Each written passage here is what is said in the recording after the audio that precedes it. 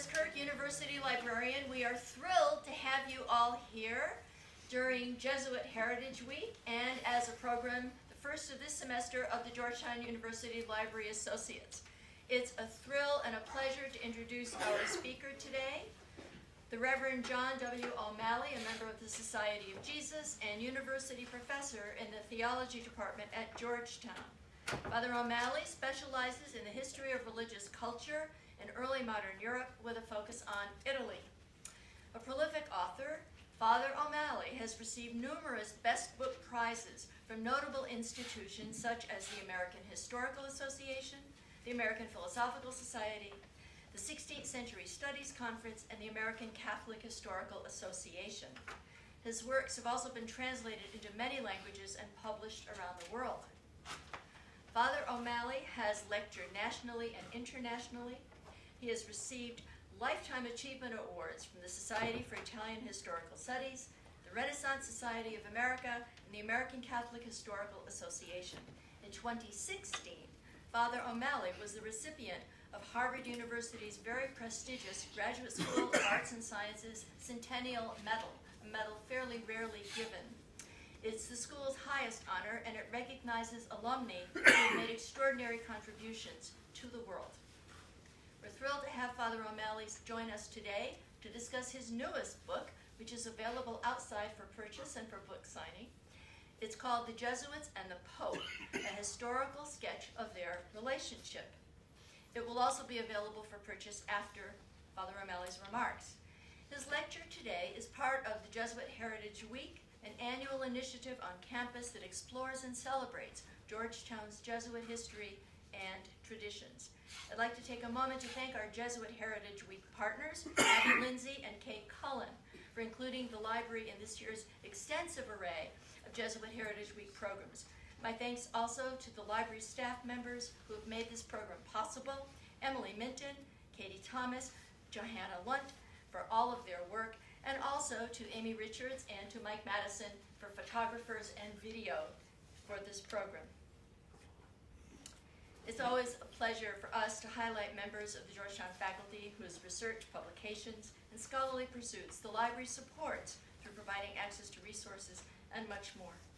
Please now join me in welcoming wonderful person and great friend of the library and the university, Father John W. O'Malley.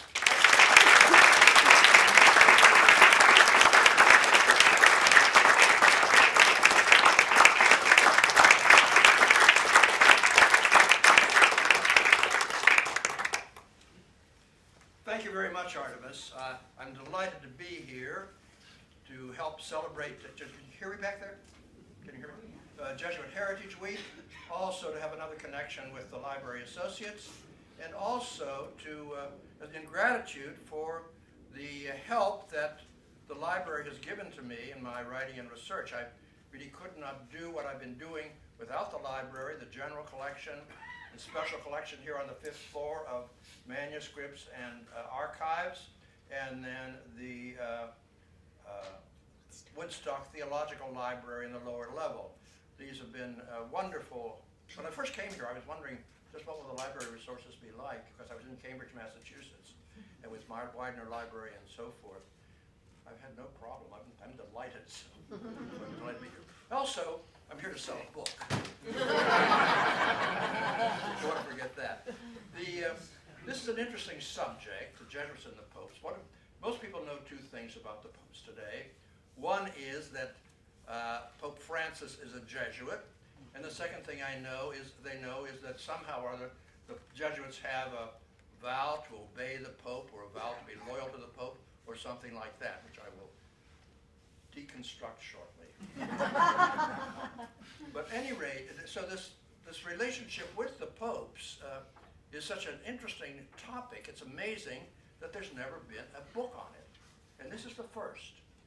Now, I'd like to take credit for the idea, but it's not my idea. It was requested of me by a French publisher.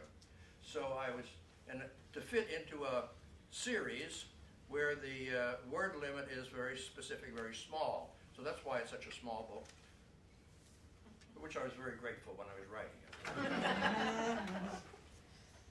So, to begin at the beginning, Obviously, I can just highlight a few of the most interesting and intriguing points in this long, complicated history.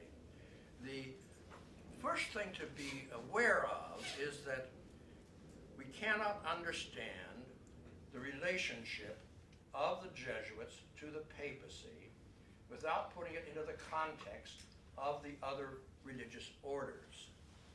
So let's begin at the beginning with St. Benedict. The monasteries had no relationship with the papacy whatsoever, even though he was educated in Rome. But as the monasteries grew, they needed protection. They needed patrons, sometimes patrons against the local ruler or whomever. And St. Peter, that is to say the Pope, was a good, distant protector and patron. So that was growing up even during the monastic era. The big change came in the 13th century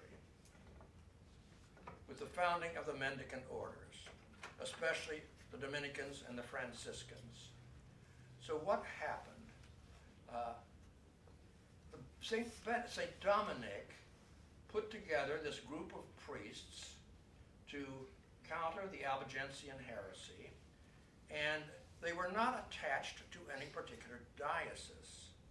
As a matter of fact, as they grew, they were trans-diocesan, you might say.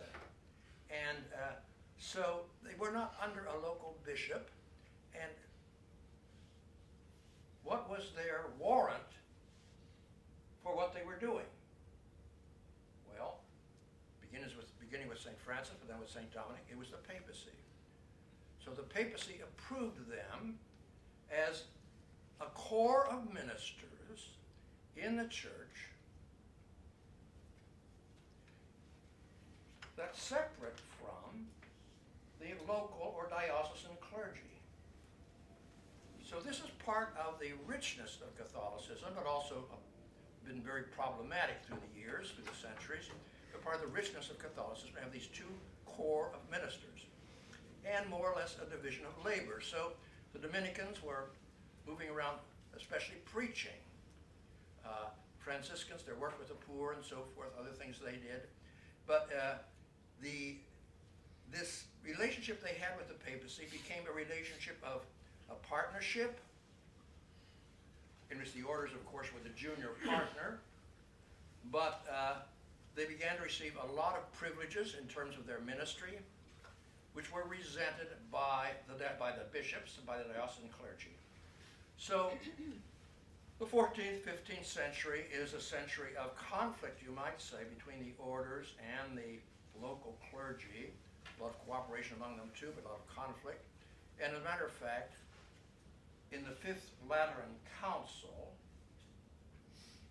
so 1512 to 1517, it's easy to remember 1517, the Reformation, the bishops were out almost to destroy the orders. And they were just saved by the skin of their teeth by the Pope. So this rivalry and partnership went on in the succeeding decades. At the Council of Trent, the issue came up again. This time the bishops were more favorable towards the order because of the problem of the Reformation, and they needed this assistance, so it did not reach the same kind of crisis point it did in the Fifth Lateran. So that's the context.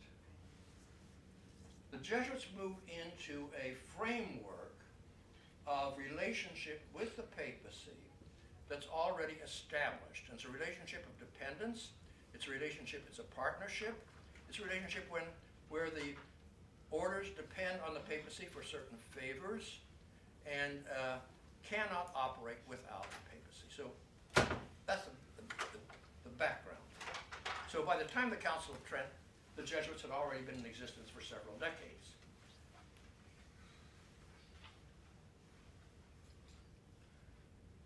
So what's their relationship to the papacy? Was the same as the other mendicant orders, the Dominicans, Franciscans, Augustinians, and so forth. But they do have this special vow. And this has caused a lot of confusion through the centuries. and sometimes the Jesuits themselves have been rather confused about it. It's sometimes described, as I said, as a vow to the Pope. It's not a vow to the Pope, because it's a religious vow, and therefore a vow to God. It's a vow to obey the Pope about missions. So to put it simply, in terms we all immediately understand, it's basically a vow to be missionaries. How did this come about? Well, by the 16th century, there was a lot of talk about the apostolic life, and that is an earlier slogan, but by the 16th century, it became more historically accurate that the apostolic life was the life of the apostles, namely being sent out to evangelize. And the Jesuits picked up on this. They thought that they looked upon themselves as new apostles being sent. Well, sent by whom? Well, the obvious person, since they were international from the beginning, was the Pope. So this is a vow, therefore, to be missionaries. Why didn't they call it a vow to be missionaries? Because the term missionary was not even coined by then. And mission was only at that time coming to have the meaning that we normally give it, when we say going out to evangelize and to preach the gospel. So that's the key to the special relationship that Jesuits have with the Pope. Then the other factor there is the time in which the order was founded. So it was founded in 1540, and the Reformation was already going on. And within a few decades, the Jesuits became very involved against the Reformation. And the one doctrine all the reformers were agreed upon was no pope.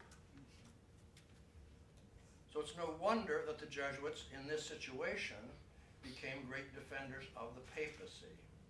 So that's another sort of historical conditioning of this vow that's important. But I think it's important also to see, here's the vow, by the way.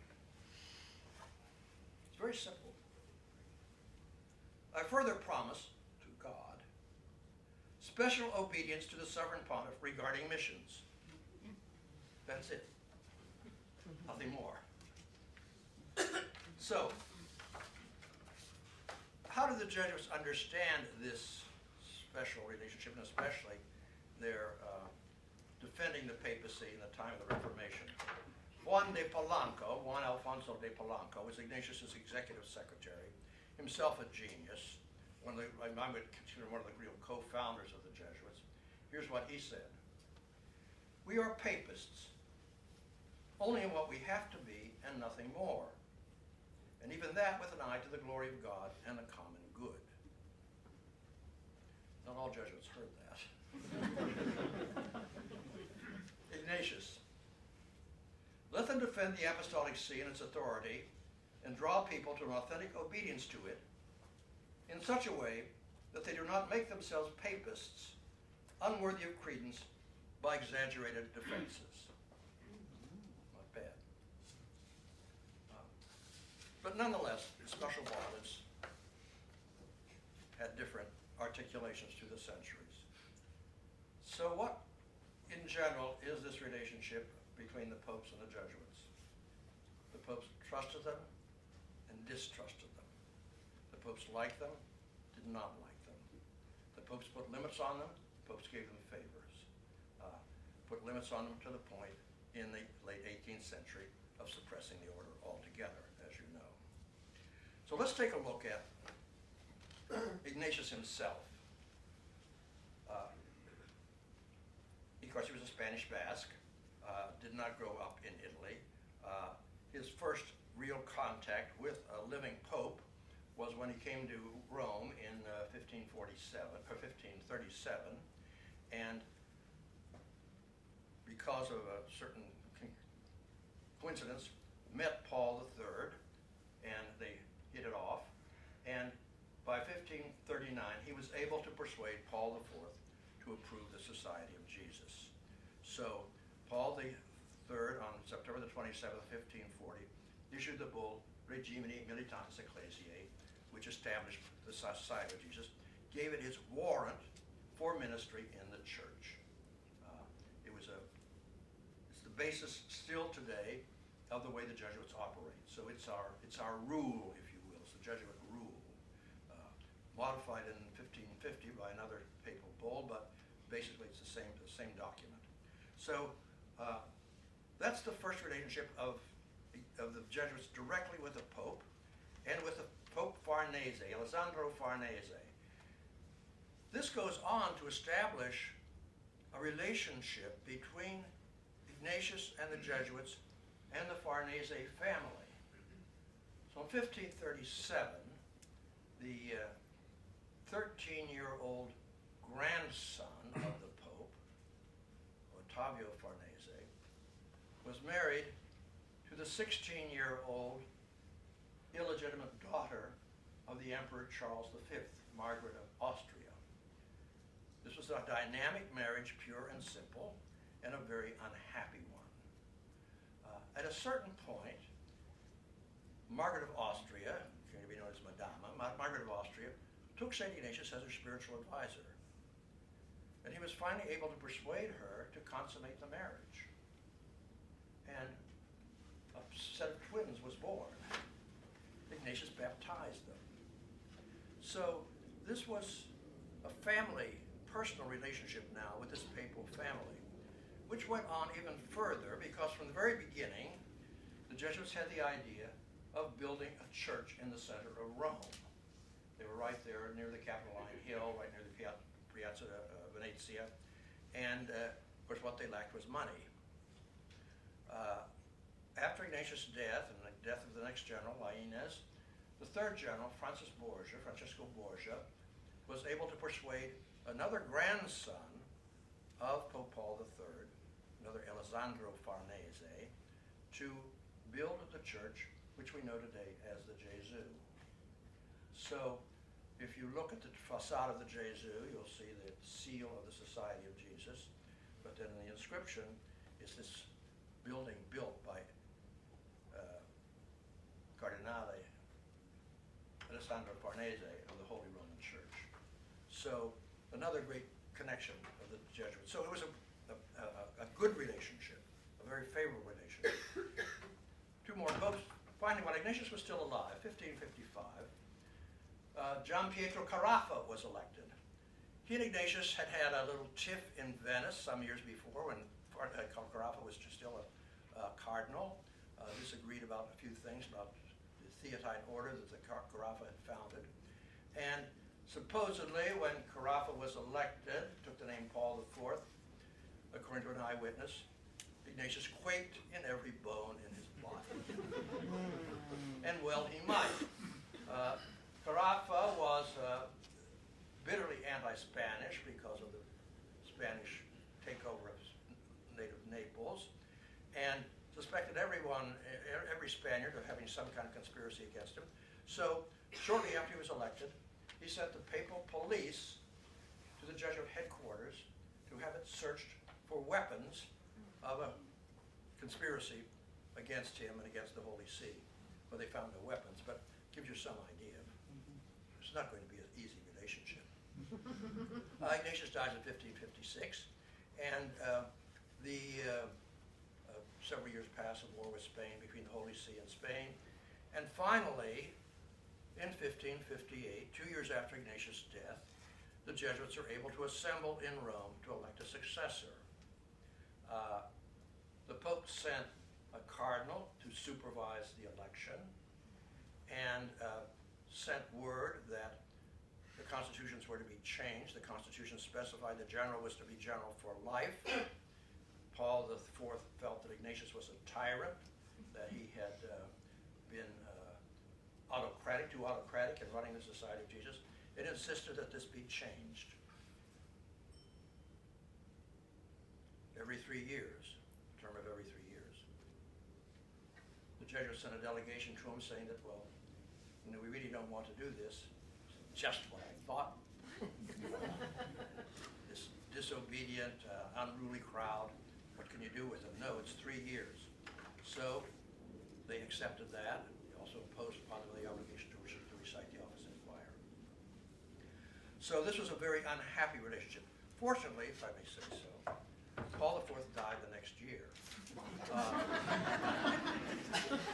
And his successor rescinded those orders, so the Jesuits were able to go on in their usual way. So that's one of these very interesting incidents in this long history.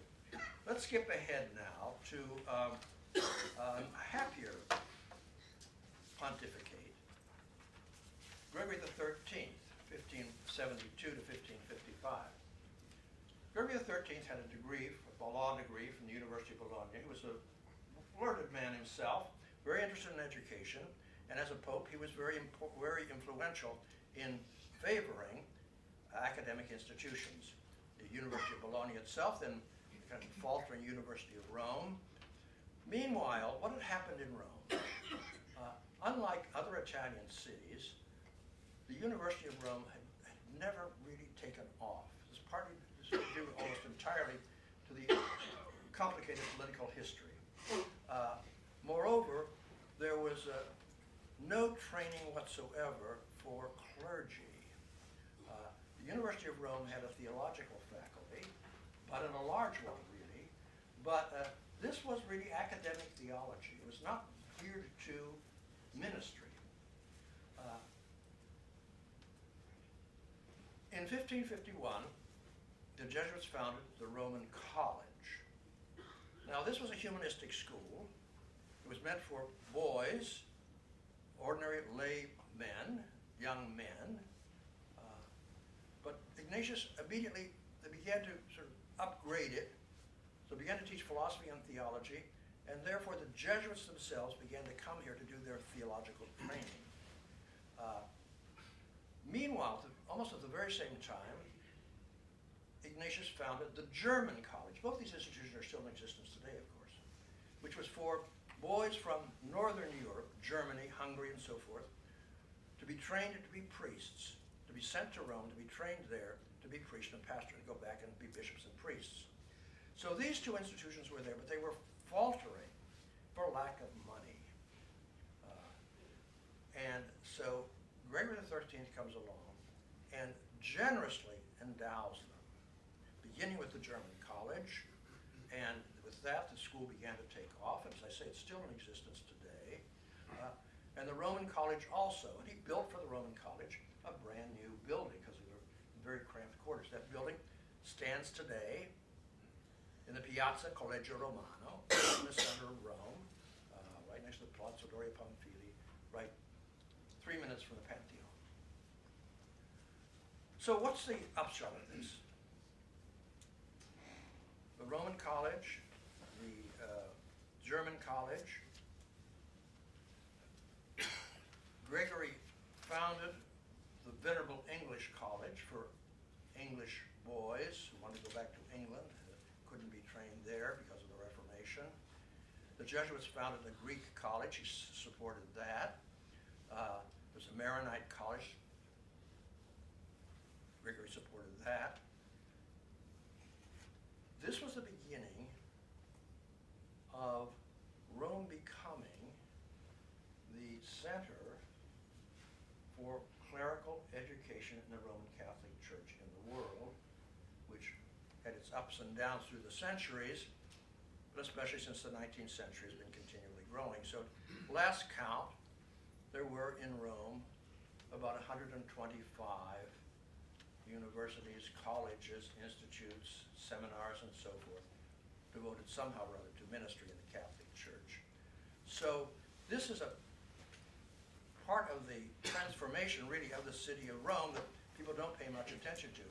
Until quite recently, until the pontificate of John Paul II, as a matter of fact, on New Year's Eve, in the Church of the Gesù, there was always a ceremony in which the mayor of Rome gave the Jesuit general a rose in thanksgiving for what the Jesuits had done for the city of Rome. And this is part of the history behind that. So this was a good relationship, right? So we have some of those. Now, at the very end of the century, another great crisis. The Jesuit constitutions from the very beginning were criticized outside the society, but also within the society for different reasons. Therefore, no office inquire, especially the great authority wielded by the superior general. Unlike the mendicant orders, where the center of authority really was the local provinces elected their own provincials. The local provinces determined who was going to be sent on the missions from their province, and so forth. The Jesuits, this was very different. The general appointed all major superiors, all provincials, and all rectors. So this was, in Spain, this came to be presented by a small but very influential group of Jesuits, the so-called memorialistas. They're called memorialistas because they wrote memorials, they wrote memos to the king, Philip II, to the Spanish Inquisition, and to the Pope about the autocratic methods of the general, especially Father Acquaviva, Claudio Acquaviva. They also resented Acquaviva because he was an Italian, and this was a Spanish order, after all. Ignatius Lainez Borgia, founded by the Spaniards, supposedly. This led to a big crisis. Philip II was behind this group and was able to persuade the Pope, Clement VIII, to insist with Acquaviva that he call a general congregation to settle these matters. This is the first time in the history of the order that a congregation had been called without electing a general. So that itself is a surprise. But also, this was putting the constitutions on trial and putting the general on trial. So, not a minor issue, not a minor incident. So the congregation of the delegates were duly elected. None of the memorialistas were elected, which is interesting, because Acquaviva kept maintaining with the papacy, this is a small group of disaffected people. You should not take this as where the Society of Jesus really is. So the group met, and Acquaviva immediately insisted that a committee be formed to judge his generally, how he had been doing, and whether he had abused his authority. They met, and they said no, they had some criticisms of him, but basically he did not abuse his authority. And the congregation resoundingly reaffirmed the provisions of the constitutions. So the crisis passed, but it's a good example, I think, of some of the crises that the Jesuits faced with the papacy and even within members of the order themselves.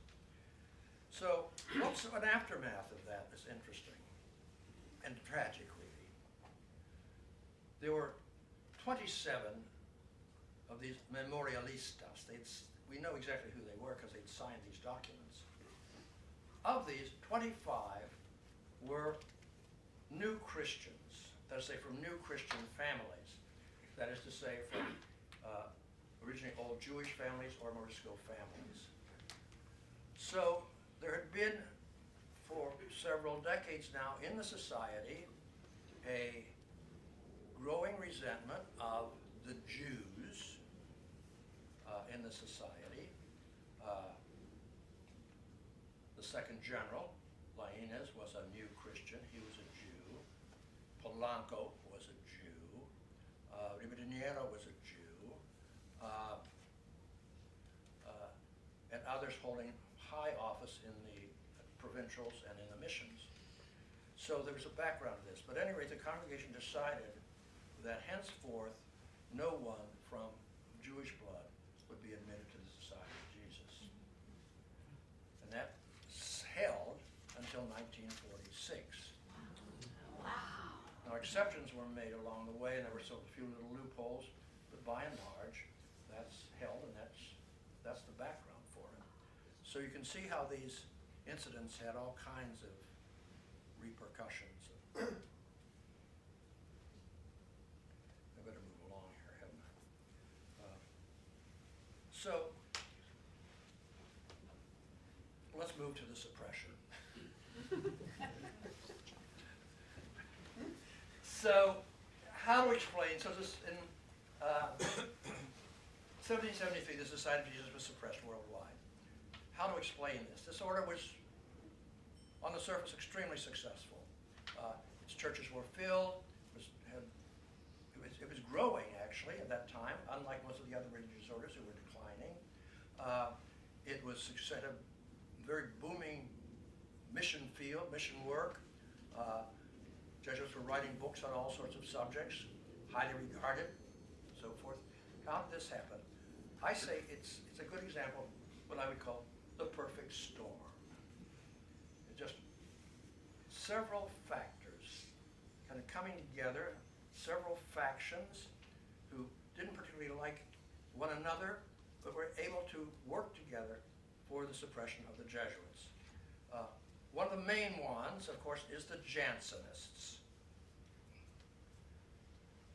So 1640, Cornelius Janssens published his book Augustinus, in which he tried to show the morality of, the Christian morality of morality very close to what we would call the Puritans. So it was, his idea was to, the Jansenists were basically a reform movement within the Catholic Church. Unlike so many reform movements, this one had a theological base. It was based on the theology of Augustine. So it was kind of a dour view of human nature and of suspicion of the world and of worldly culture, which the Jesuits so wonderfully exemplified with their elaborate churches, their Baroque churches, and with their teaching on probabilism. That is to say, a confessor was obliged to allow a penitent to follow an accepted but less probable opinion on some moral matter. Now, this was actually a theory first articulated by the Dominicans, but they backed off. The Jesuits picked it up, and it became really sort of the semi-official stance of the order. For the Jansenists, this was Jesuit laxism and Jesuit ability to get you out of any sin, to wiggle around and quote this author and that author, and finally let you get off the hook, especially if you are a powerful person. So this, Pascal's Provincial Letters is a great satire, the great classic, of course, that pilloried the Jesuits in this regard, and it's poisoned, you might say, the atmosphere of the world. So that was one gripe that the main one, probably, that the Jansenists had against the Jesuits. There's also now the problem of the Chinese rites. So as I'm sure you know, the Jesuits in China, beginning with Matteo Ricci, began to see how far they could adapt to local circumstances and become Chinese for the Chinese. So look at them. They're wearing Mandarin garbs and so forth. They're Chinese for the Chinese as best they can be, and rose high in the imperial court. Jesuits were in charge of the Imperial Astronomical Bureau and things like this. So as part of that pattern, there was this question of what about the Confucian practice of honoring ancestors? Was that a religious ceremony or was it simply a civic and sort of traditional ceremony? The Jesuits opted for the second. They were backed in this by the Emperor Kanji himself. But there was a back and forth on this from other missionaries, from the other orders, especially the Dominicans and Franciscans, back and forth to Rome, and the Jesuits were, this was allowed, then it wasn't allowed. It was allowed, it wasn't allowed. Finally, in 1704, it was forbidden by Pope Innocent X. So this was the end of the Chinese mission for all religious orders, and so was for the end of the Chinese mission for the Catholic Church. The emperor was absolutely incensed. He felt insulted. He had written to the Holy Father himself, backing the Jesuits, and now he got this kind of an answer. So it was the end of the Jesuits in China, and also it was a great coup for the Jesuits' enemies. Just as we told you, they're not disciples of Christ, they're disciples of Confucius. They don't preach the gospel of Christ, they preach the gospel of Confucius, and enough said. So it was a big impetus now at the beginning of the 18th century against the Jesuits. It was one of the big incidents. Another major incident later on in the century that was extremely important was the War of the Seven Reductions. So the Jesuits had founded in, we call them Paraguayan reductions, actually they're Paraguay, Argentina, Bolivia, and so forth, these settlements of Native Americans, especially the Guarani, to bring them into a settlement and give them a stable location. This was to, of course, to evangelize them, but also it was to protect them against Portuguese and Spanish slave marauders. So in 1627, a Spanish Jesuit got permission from the king to arm the natives. Now these were not small settlements. Some of them were as many as 10,000 people, in which there may be 2 or 3 Jesuits. So from that time forward, the natives were armed. That was fine. There were no real problems with that until 1750. So we're now at the middle of the 17th century, 18th century. Spain and Portugal in the Treaty of Madrid redivided land in Spanish and South America, and this required 3 of the reductions to move from what was then Portuguese territory into Spanish territory. The natives rebelled. They wouldn't go. And this led to an outbreak of war, which went on for 3 years, between the Native Americans, these 7 reductions that didn't move, and the Spanish and Portuguese forces. Finally, the Spanish and Portuguese, of course, won. So this was the Jesuits as enemies of the crown, the Jesuits as enemies of the state, the Jesuits as having an army within the army. So this was a good excuse for the suppression of the Society of Jesus in Portugal, which is what happened in, I don't get these dates quite right, 1759. The big prize was, of course, the suppression in France itself. The king was against it, Louis XV, but the royal ministers were able to work with Parliament to eventually get the Jesuits suppressed in France. Spain followed. Several other countries followed them. The big prize was to have a worldwide suppression by the papacy. In 1768, Pope Clement XIII died. He had defended the Jesuits. The big issue at the conclave was the fate of the Jesuits. Everything hinged on that.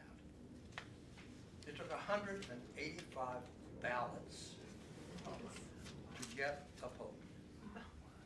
A man by the name of Francisco, by the name of Ganganelli, who took the name Clement XIV. How did he get elected? It's inconceivable that he said he was going to suppress the Jesuits. On the other hand, he had to have given some signal that this was at least feasible. So for the next 3 years, the ministers of Spain especially, but also France and the two Sicilies, badgered him for this worldwide suppression of the Jesuits. Finally, he capitulated in 1773 with the papal brief Dominus Ac Redemptor, which was the death warrant of the Jesuits. I quote some passages from it. We of our certain knowledge and the fullness of our apostolic power suppress and abolish the said society. We deprive it of any activity whatsoever, of its houses, schools, colleges, hospitals, lands, and in short, every other place whatsoever, in whatsoever kingdom or province they may be situated. We abrogate and annul its statutes, rules, customs, decrees, and constitutions, even though confirmed by oath and approved by the Holy See. We declare all and all kinds of authority, the general, the provincials, the visitors, and all other superiors of the said society, to be forever annulled and extinguished. We forbid anybody, especially former members of the said society, to carry their audacity so far as to impugn, combat, or even write or speak about this suppression or the reasons and motives for it. Former members of the said society shall not at any time be allowed to make any observations on our present document, to attack it or invalidate it, to demand a further examination of it, to appeal from it, or to make it a matter of dispute. Got it? That night, the papal police came to the Jesuit headquarters and took the general and his assistants prisoner. And after a short stay in the Federal English College, they were placed in the Castel Sant'Angelo. Father General Ricci was treated with undue cruelty. The windows of his room were boarded up. His food rations were cut in half. He had no heat in winter. He died 2 years later, always protesting the innocence of the Society of Jesus. So with that, the Society of Jesus had died. His death warrant had been signed. And that's the end of the story. Thank you.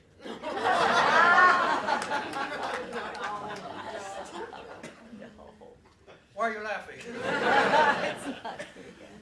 Okay, it's about time for some questions. Restoration. How did it happen? How did it happen? Okay. It's a somewhat complicated story, but yeah.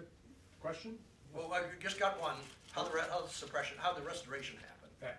Same question, I didn't do that. I wonder why that is. So many people seem to have that question. Well, you're the evidence that the death warrant didn't last. The death warrant didn't last, right. So what happened? I mean, it was this decree had to be promulgated by the local bishop and enforced by the local secular authority. So, for instance, in the United States, the apostolic vicar in London promulgated it, but of course there was nobody in the then United States to implement it, so the Jesuits just kind of suppressed themselves. What happened? What happened was in Belarus, which had been appropriated by Russia, by Empress Catherine the Great, and contained about 200 Jesuits who were running several schools. And Catherine did not wanted to keep those schools and therefore wanted to keep the Jesuits. So she forbade the bishops to promulgate the brief and protected the Jesuits. This put them in a big dilemma. What were they to do? Should they suppress themselves as the American Jesuits have done? But this doesn't seem to have been feasible given the Empress's position. So meanwhile, Clement XIV had died and a new pope, Pius VI, had been elected, who was on the pro-Jesuit side in the controversy and the atmosphere so he was accepted by Spain, France, and two Sicilies and so forth as the best they could do, but they were doubtful about his firmness on this Jesuit question. So the superior of the Polish, Russian Jesuits wrote to him and said, here's our problem. So we're still in existence. Can you let us know that what we're doing is not displeasing to you? Took a long time to respond because he was afraid of the reaction of the great powers. Finally, he wrote back a nice enigmatic statement that what you're praying for, what I hope will happen, may happen in God's good time. Pretty good. Under those circumstances, pretty good. So they went ahead and began to build a new Society of Jesus, that is to say, with schools for the Jesuits, training of the Jesuits. They established a novitiate that Catherine herself funded and came to visit, and kind of snubbing her nose at France and Spain and these other powers. And so they were off and running in that part of the world. Meanwhile, Pius VI died. With the French Revolution, the great powers had more things to worry about than they did about the Jesuits, who had to worry about their own heads. So this became a minor issue. The new Pope was favorable towards the Jesuits, and in 1801 gave explicit approval for the Society in Poland, and allowed Jesuits and others from around the world to affiliate with it. And that was the beginning of the change. Finally, in 1814, he reestablished the society worldwide. 1814, so Napoleon had been defeated. It was a whole new order.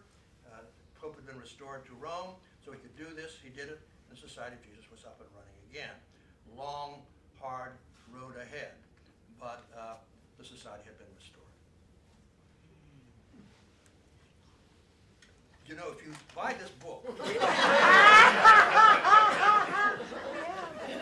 a lot of details that I've just gone over very, very, I've not been able to talk about. They're in here. They're very interesting. I think it's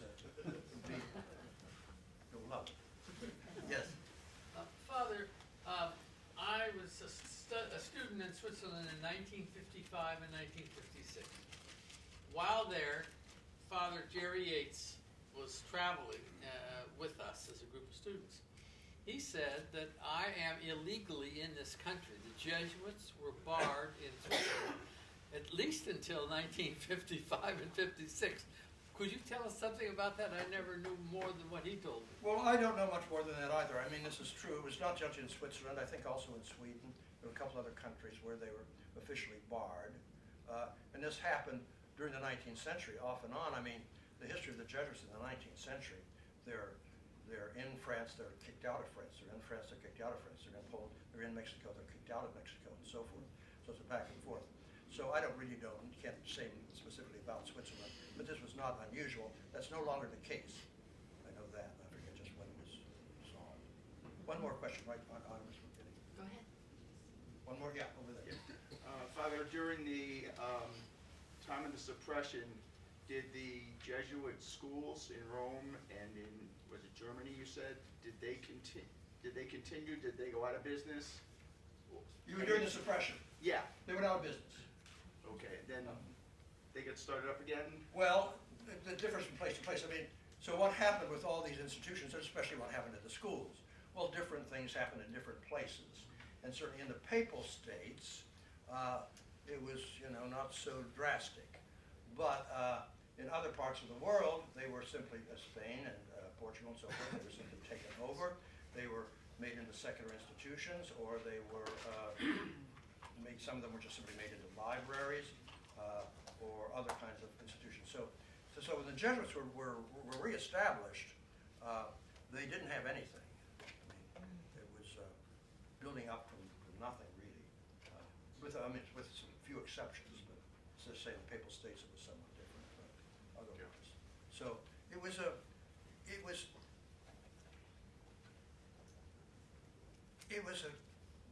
great tragedy for the Catholic Church, because all at once you wiped out this order that, for all its faults and controversies and so forth, had a academic tradition and an authority that all at once was wiped out, and this was simply the beginning then of what's going to happen to the other religious orders by the time of 1800. By 1800, there was not a single Dominican house left in France. So they didn't get started back in until the middle of the 19th century. So the Jesuit collapse was just the beginning of an onslaught. So the Catholic Church has never really recovered from it. With that, on that happy note, I think I'll stop. What, do we have time? Okay. We have time for a few more questions, all right. 1789 is right in that period when the Jesuits were suppressed. And of course, when Georgetown was established. I mean, what's the story there? Haha. John Carroll went to Saint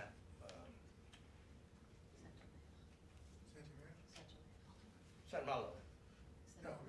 Oh, Saint Omer, right. Decrepitude. Went to Saint Omer as a teenager, right? Stayed there, was taught by the Jesuits, the English Jesuits there in France, exiled English Jesuits. When he was when he finished there, he joined the English province of the Society of Jesus and stayed there until the society was suppressed worldwide when he came back to this country, and soon he was made bishop. So he was, he knew what the Society of Jesus was like on the continent, unlike the way it was here in the colonies. Because as Professor Dave Collins likes to insist, the Maryland Jesuits, the English Jesuits here, they were gentlemen farmers. They were squires.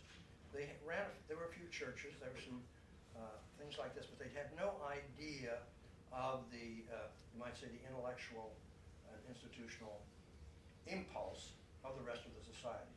So it's no wonder that when John Carroll comes back, of course there's no Society of Jesus officially now, but there are a few of these ex-Jesuits around. It's no wonder that he gets the idea of founding a school for boys of all faiths, but of course a Catholic school. So that's how that came about. And the Jesuits, it was not founded by Jesuits because there were no Jesuits then, but in effect it was founded by Jesuits, founded by John Carroll. So is that clear? Yeah. Also, during that period of time, who were the students at Georgetown? The letter that the president of Georgetown University sent yesterday about the ban on people from 7 countries coming into the United States said that a quarter of the student body then were foreigners. Yeah, well, that's not my field. I really can't, I mean, I'm certainly not going to contradict President DeGioia on that. Certainly it was, what is clear is it was open to boys of all faiths, and this was partly because John Carroll and his family, they were Enlightenment types. They were Scottish Enlightenment. They were for liberty, equality, and fraternity. Charles Carroll signs the Declaration of Independence. So they believed in this kind of openness, but also there weren't that many Catholics. So if you're going to have a school, you better take some non-Catholics, because otherwise you're not going to get So about the international, I mean, I don't know, but that could very well be because that was the way the United States was. But here's the thing about Georgetown. It is different, essentially, from every other Jesuit school in this country, in that the other schools were all founded by exiles from Europe. And they came with a whole different, they were chased out of Europe, many of them, some came voluntarily, but others were chased out of Europe because they were against liberty, equality, and fraternity. They were political and reactionaries. And so they found these schools for immigrant Catholics, So it's very different from the Georgetown situation. So that explains a lot about the ethos of Georgetown and how it's sort of, it's ambivalent and yet it's beautiful, I think. But it's very different from the other schools in terms of the founding and then the subsequent history. Yes, back there? Father, given our current Pope Francis, do you have any thoughts on what the College of Cardinals was thinking about when he became our Pope? Or do you think most of them were clueless? I mean, just your thoughts on that? The Cardinals clueless? I don't know. I was in Rome when it happened. Not that I know any more than anybody else. If you want my speculation, they knew something had to be done because of the disaster of the pontificate of Pope Benedict. I mean, the Vatican leaks, the whole Vatican Bank, then the sex scandals over there. The change had to that the central administration was in disarray. I mean, that was the general impression, a kind of correct impression that people had.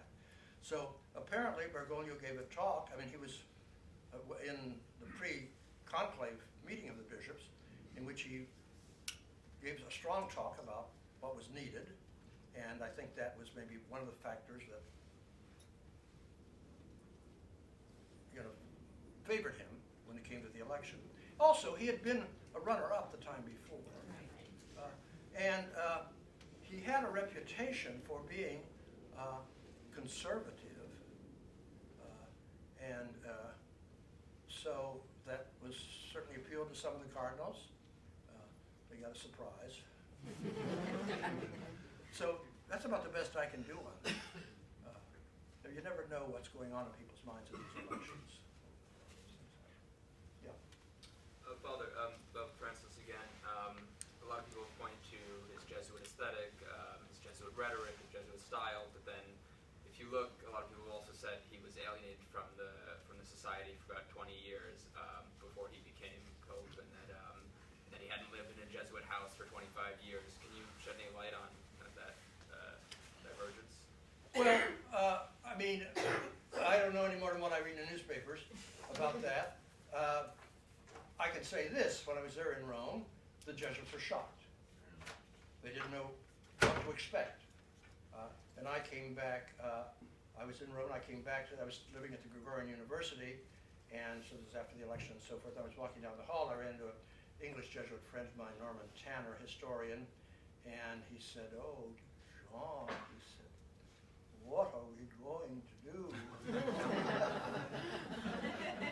I said, "I don't know." He said, "Oh," he said, "I have a bottle of scotch."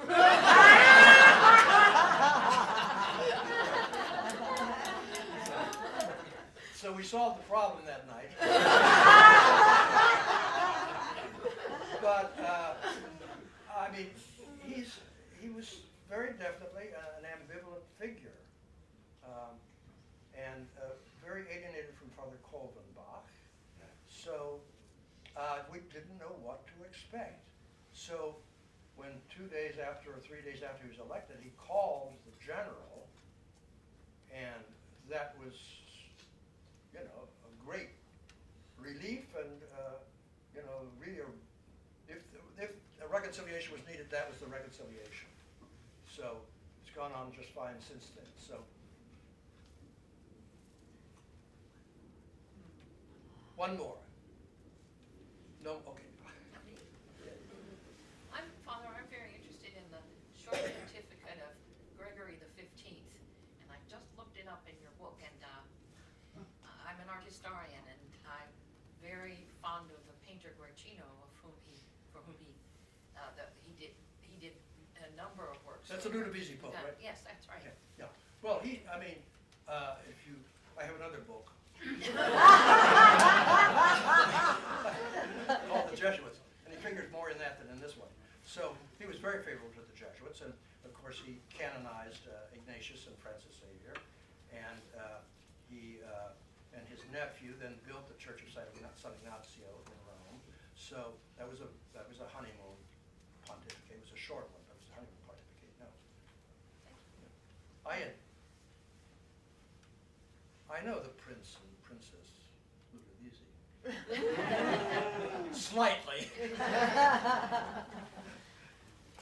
Please join me in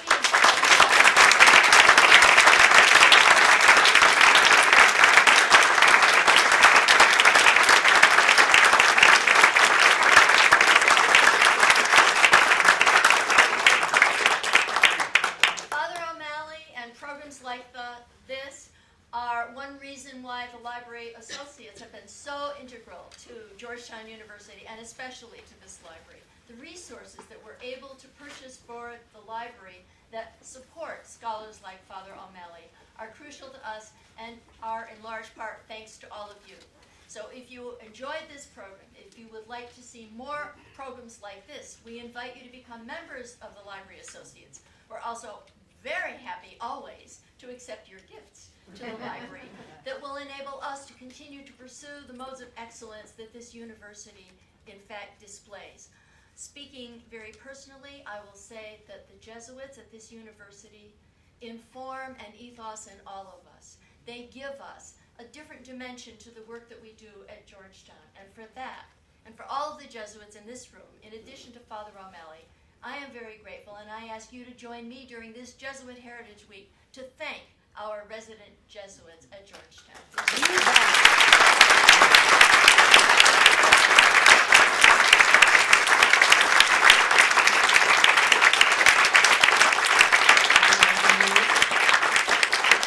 Maybe with the Reverend clergy who are Jesuits, would you stand so that we can acknowledge you in person? Father Lefray, I saw him.